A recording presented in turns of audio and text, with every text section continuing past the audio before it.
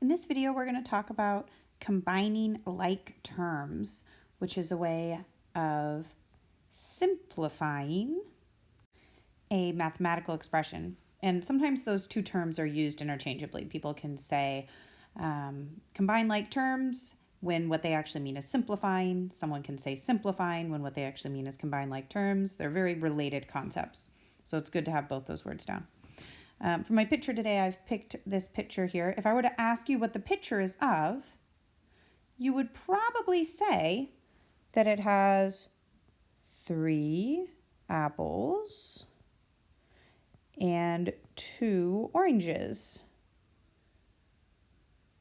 You probably wouldn't say that it has an apple, plus an orange plus an apple plus an orange plus an apple, even though that is also true, right? So combining like terms is just a way of combining the things together. So since there's 3 apples, we say the 3 part all at once. Since there's 2 oranges, we say the 2 part all at once. It's just a way of combining our vocabulary.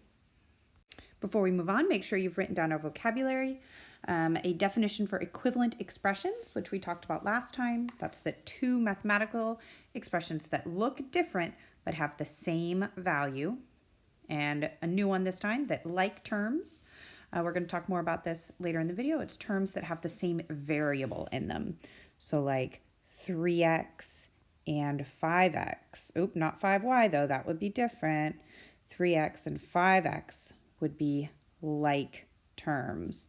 And 2y and y would be like terms because they have the same variable. All right, so let's say that I've given you a equation tape diagram, and it shows that there's an x, a 2, a 3x, and a 4. And I asked you to combine like terms, or perhaps I just said simplify. Well, you could write this out as x plus 2 plus 3x plus 4. That's literally what is written here. This is a true statement. But if I wanted to simplify it, I would take the stuff that's the same type of thing and I would combine it. So instead of saying x plus 3x, I would think about how many total x's there are. Well, I've got 1 x here, I've got 3 x's here. That's a total of 4 x's.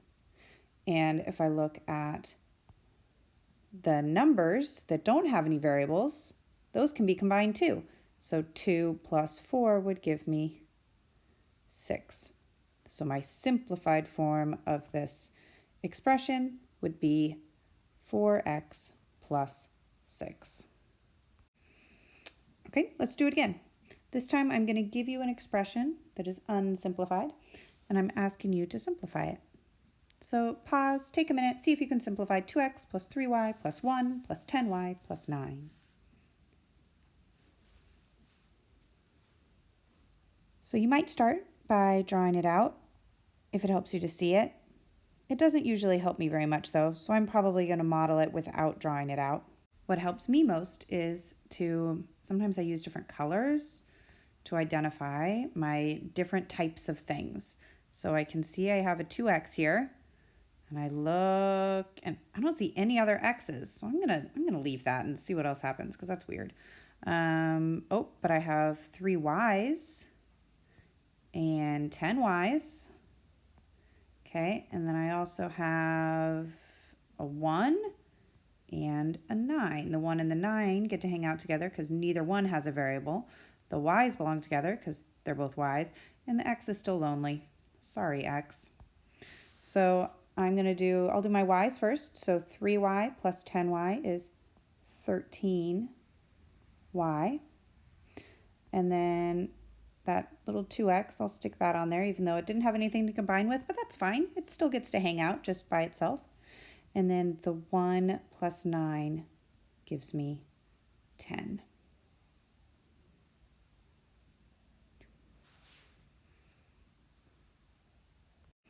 Okay, here's another one. This time I threw something a little bit different in there. See if you can figure out what it is and how you're going to deal with it. Pay attention.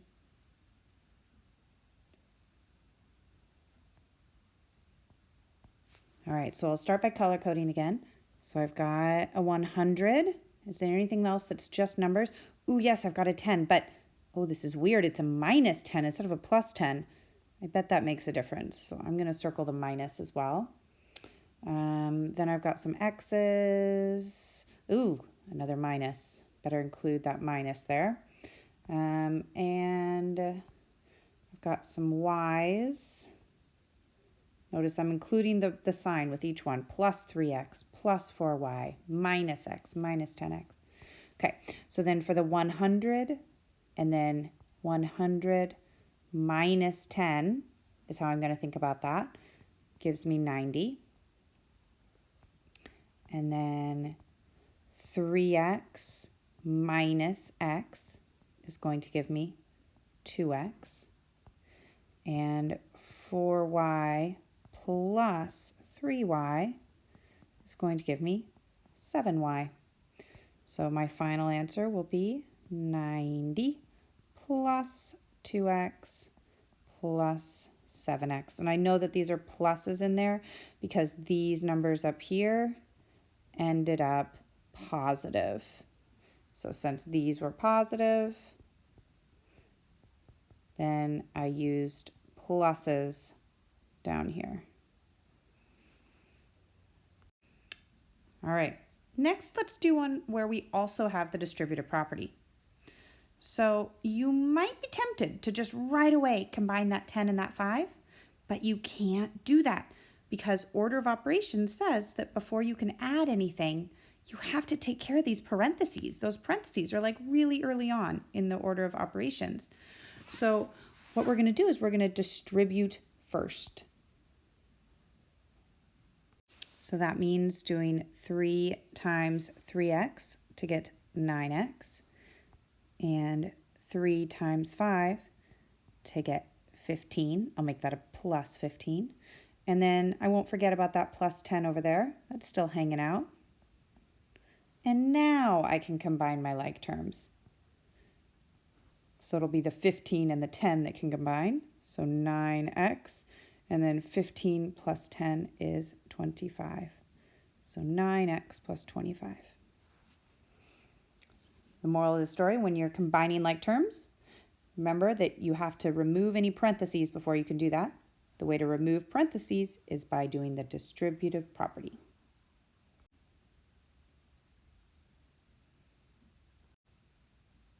All right, and finally, for your practice problem, please simplify, meaning combine like terms, for 2y plus 3 plus 5y plus 7x minus 3y.